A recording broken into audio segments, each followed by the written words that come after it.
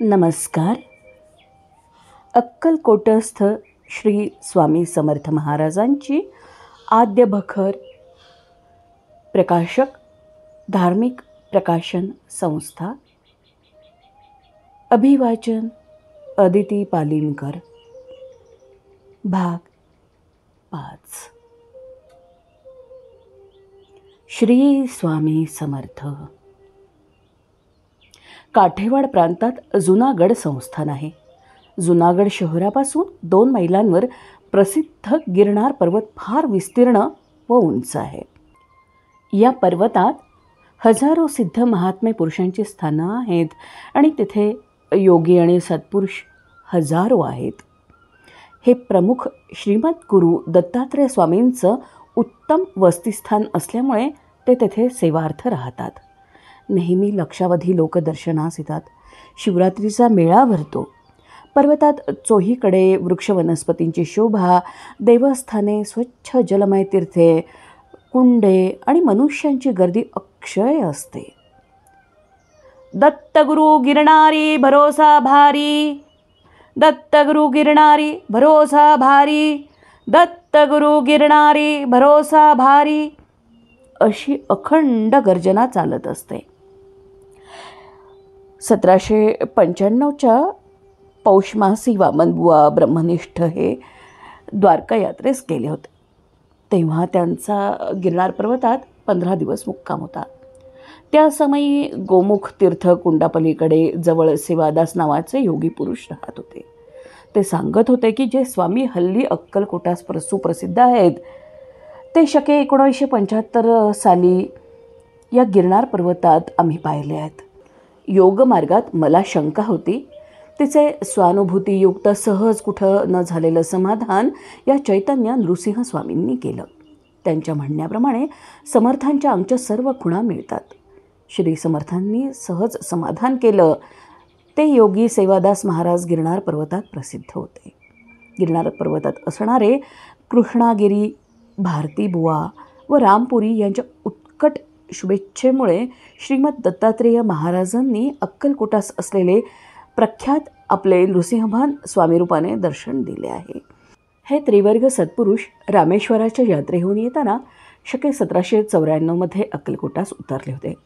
त्यांना प्रथमानुभवाचे दाखले मिळाल्यावर स्वामी हे गुरुदत्त गिरणारीच आहेत असा त्यांचा निश्चय झाला.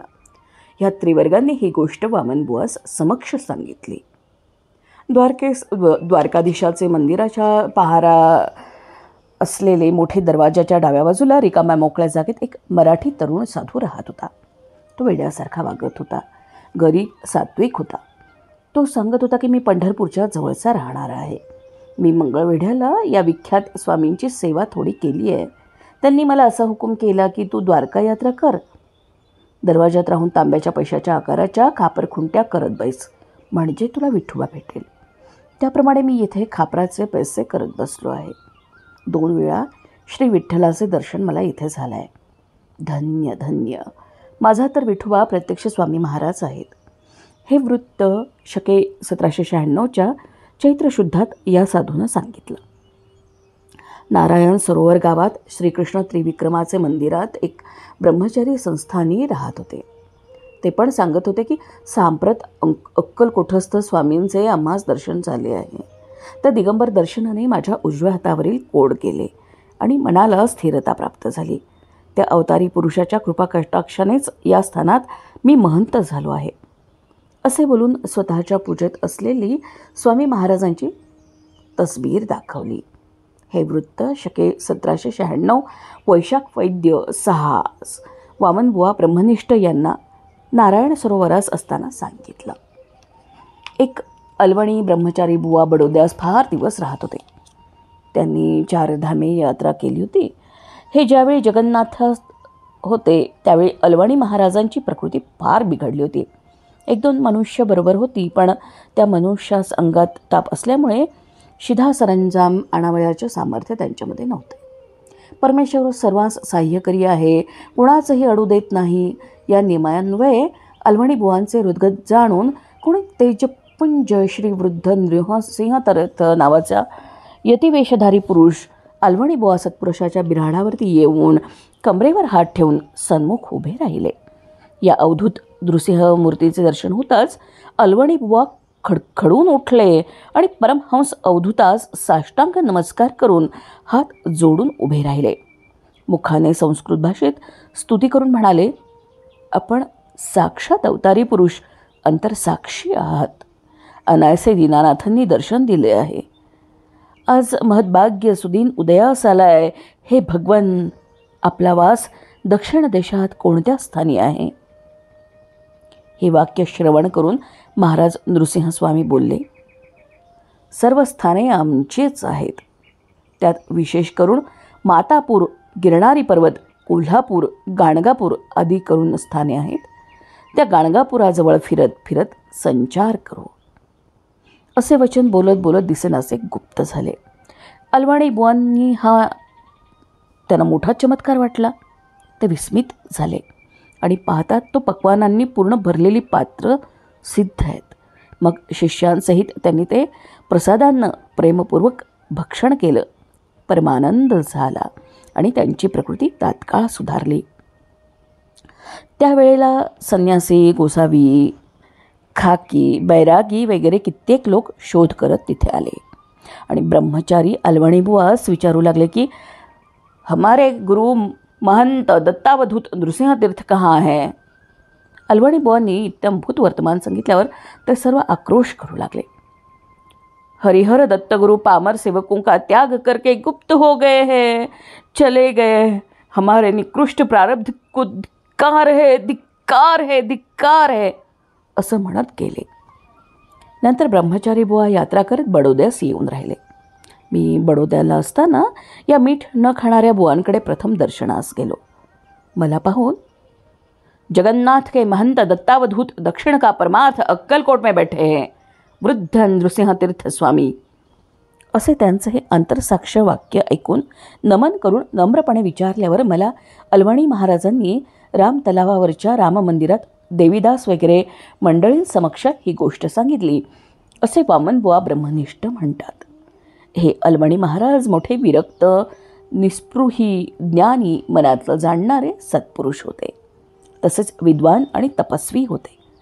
कोणाची उपाधी न व्हावी म्हणून हे बालोन्मत्त पिशाच्यवत बोलत असत आणि त्याच वृत्तीने स्वतंत्र राहत असत. याप्रमाणे श्री स्वामी समर्थ अवतारी असल्याबद्दल आणखीही पाहिजे तितके दाखले देता येतील, पण ग्रंथविस्ताराचा भय आणि त्यामुळे या मुद्द्यावरती जास्त लिहित नाही. श्री स्वामी महाराज हे प्रथम मंगळवेढ्याला शके 1760च्या सुमाराला प्रसिद्ध झाले. श्री स्वामी महाराज मंगळवेढ्याला 12 वर्षापर्यंत राहिले, पण तिथे ते फारसे प्रसिद्धीला आले नाहीत. ते गावात क्वचितच येत. नेहमी ते रानात राहत असत.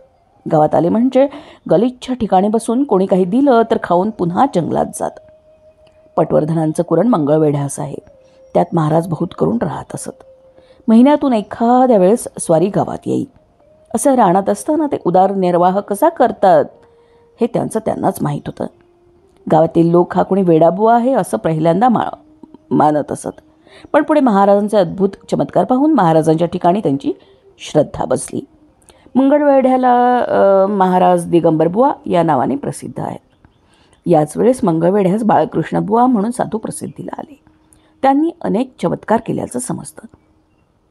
एकदा देवीच्या आजाराने एका मुलाचे दोन्ही डोळे अगदी गेले. डोळे येण्याविषयी या मुलाचे आईबापांनी पुष्कळ उपाय केले, परंतु गुण काही येईना. एके दिवशी बाळकृष्णबुवा त्यांच्या घरी गेले. त्या समयी ह्या आंधळ्या मुलाच्या आईने बुवांच्या पायावर मुलाला घालून प्रार्थना केली की महाराज, लेकराचे डोळे गेले आहेत. औषधोपचार करून थकले, पण डोळे काही आले नाहीत हो. हे ऐकून बाळकृष्णबुवास करुणा आली. त्यांनी तेथीलच एका झाडाचा पाला आपल्या हाताने चोळून मुलाच्या डोळ्यावर बांधला आणि 3 दिवस उपोषण करण्यास सांगून 4थ्या दिवशी डोळे सोडण्यासाठी सांगितलं आणि आपण चालते झाले. 4थ्या दिवशी डोळे सोडताच मुलाला लख्ख दिसू लागलं. मंगळवेढा गावाबाहेर गोरबाम नावाची एक विहीर आहे. तिचं पाणी फार चांगलं असल्याकारणाने 4थाही गाव त्याच विहिरीचं पाणी पित असे. एके वर्षी त्या विहिरीचं पाणी अगदी आटलं. बुवांनी ही अडचण पाहताच आपण त्या विहिरीत जाऊन बसले. 3 दिवस अहोरात्र बुवा विहिरीतच होते. चौथ्या दिवशी विहिरीत पुरुषभर पाणी जमलं. मग बुवा बाहेर निघाले. बाळकृष्ण बुवांनी असे अनेक चमत्कार केले आहेत. श्री स्वामी महाराज मंगळवेढ्याहून गेल्यावर बाळकृष्ण बुवाही पंढरपुरात जाऊन राहिले. तेथे कोकणे नावाचे हुंडीवाले सावकार होते. त्यांच्या घरी बुवा राहिले. बुवा घरी आल्यापासून सावकाराच्या दुकानाची फारच भरभराट झाली. त्यामुळे त्याच्या घरची सर्व माणसं बुवांच्या भजनी लागली. बुवा समाधीस्थ झाल्यावर त्यांची समाधी सावकाराने चंद्रभागेत बांधली. बाळकृष्ण बुवा मोठे अवलिया होते. त्यांचं चरित्र कोणी लिहून ठेवलं नाही आहे, ही मोठी दुःखाची गोष्ट आहे. हे बुवा महाराजांना देव मानत. बुवा दर्शनाला आले म्हणजे महाराज दोन्ही हात कमरेवर ठेवून विठोबासारखं उभं राहत. मग बुवा त्यांच्या चरणी मस्तक ठेवून दर्शन घेत असत. मंगळवेढ्यास महाराजांनी अनेक चमत्कार केल्याचं समजतं. एका ब्राह्मणाकडे जाऊन महाराजांनी खाण्यास दशमी मागितली. ब्राह्मणाने सांगितलं, महाराज, दारात गाय आहे पण ती दूध देत नाही. हे शब्द ऐकून महाराज गाईजवळ गेले आणि गाईच्या पाठीवर हात फिरवून म्हणाले, बाई, हा ब्राह्मण कुटुंब वत्सल आहे. याचवर तुम्ही अवकृपा का करता? याला दूध देत जा. असं गाईजवळ बोलून ब्राह्मणास सांगितलं की आज तू हिचं दूध काढून मला दशमी करून ठेव, मी संध्याकाळी येईन. त्या ब्राह्मणाने महाराजांच्या बोलण्यावर विश्वास ठेवून गाईचं दूध काढलं आणि महाराजांना संध्याकाळकरता दुधाची दशमी करून ठेवली. महाराजांनी संध्याकाळी येऊन ती दशमी खाल्ली. पुढे त्या ब्राह्मणाची उत्तम प्रकारची भरभराटी होऊन त्याचं दैन्य दूर झालं. श्री स्वामी समर्थ महाराजांची आद्य बखर भाग 5 समाप्त. क्रमशः धन्यवाद.